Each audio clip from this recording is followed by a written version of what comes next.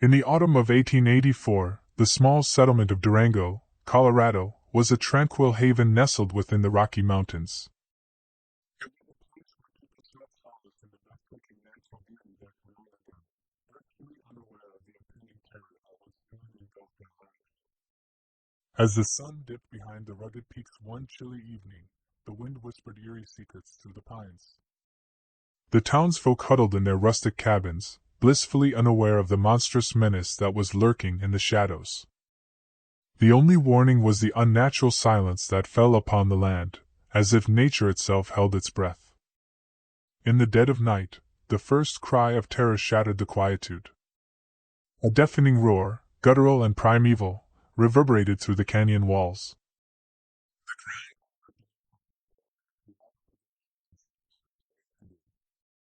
There, emerging from the forest, was a monstrous silhouette, a colossal ape-like creature with fur as dark as midnight. Its eyes gleamed with malevolent intelligence, a feral cunning that belied its animalistic form. The massive creature, standing easily 3 times the height of a man, lunged into the heart of Durango with frightening speed.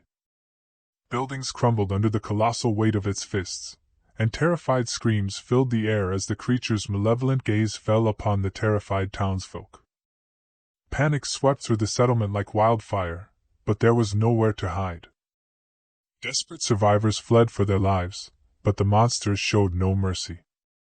Its massive fists crushed buildings, and its immense claws cleaved through flesh and bone. Blood painted the cobblestone streets, and the once thriving town became a scene of nightmarish chaos. Families were torn apart, and the cries of the dying echoed in the mountainous valley. A few, miraculously, managed to escape the slaughter. They fled into the mountains, their lungs burning with exertion as they clung to the hope of survival.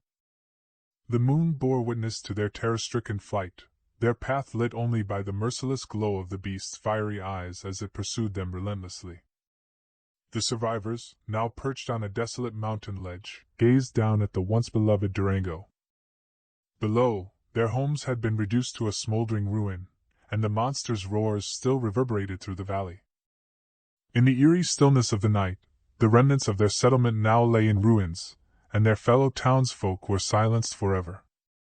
The monstrous ape retreated into the wilderness, vanishing into the inky blackness from whence it had come, leaving only the survivors to bear witness to the destruction it had wrought.